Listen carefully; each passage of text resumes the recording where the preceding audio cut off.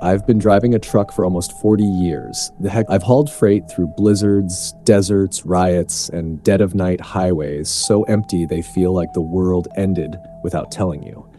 But out of everything I've seen on the road, there's only one passenger I still think about when the cab goes quiet at 2 a.m., and I don't think she was ever supposed to make it to her destination. Back in 1988, I was 18 years old, broke and stacking boxes in a warehouse for minimum wage. No college plans, no future plans, just surviving. Then one day, this good old boy rolls up in a shiny red Kenworth. We get to talking. He tells me he makes 4 times my paycheck just driving freight across the country. I looked down at my busted up sneakers and thought, hell, I could do that. So instead of buying a car, I spent every dollar I had getting my CDL. A month later, I was behind the wheel. I've been trucking ever since. Welcome to Devil Door. Trucking has its ups and downs. When freight's moving, the money's good. If you run hard and stay mostly legal, you can clear 6 figures easy. Once the keys are in the ignition, it's just you, the road, and 36 tons of steel. No boss breathing down your neck.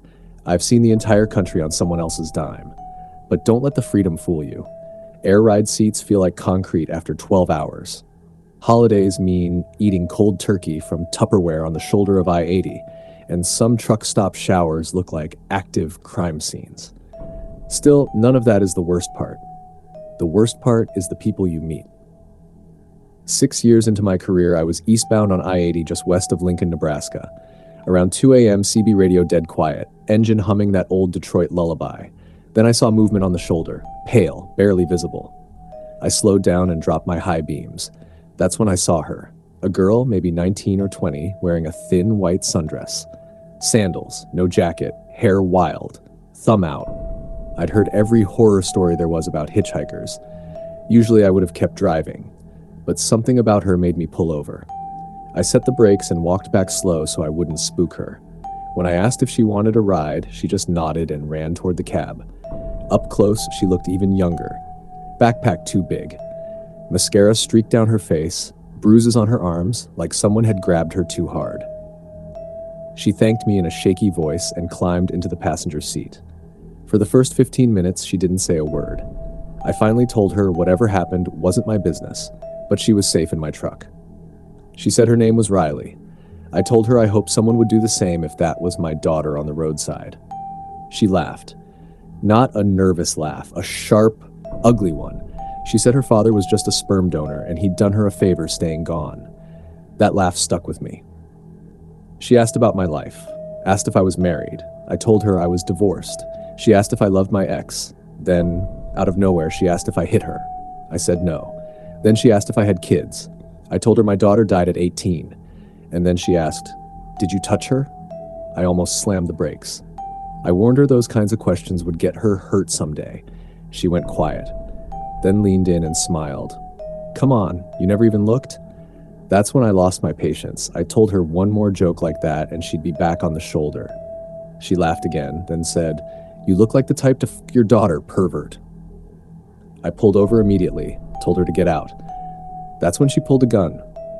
Small, maybe a .22, but she had the drop on me. She told me to sit down and drive, and I did, because she meant it. She told me she'd already killed a man in Denver, said he didn't believe she knew how to use a gun either. When I called her bluff, she reached into her backpack, pulled out a Tupperware container. Inside was congealed blood and 2 pale oval shapes. I knew exactly what they looked like. I almost threw up. She laughed like it was the best joke she'd ever told, then said they were pig testicles. Maybe they were, maybe they weren't. But I believe she was capable of worse. She finally had me pull into a truck stop. Before she left, she told me she usually killed men so they couldn't come after her, but not me. She said I wouldn't hurt her, that I couldn't, because she reminded me of my daughter, and she was right. I watched her walk away. I didn't move, didn't breathe, didn't think. 30 miles later, I called the cops. They never found her. I don't believe anyone is born evil, but I believe some people are shaped by things so dark they forget how to be human. I still drive trucks, and every once in a while, on an empty stretch of highway, I'll see someone on the shoulder. And I keep driving because some doors on the road Once you open them, you don't get to close them again.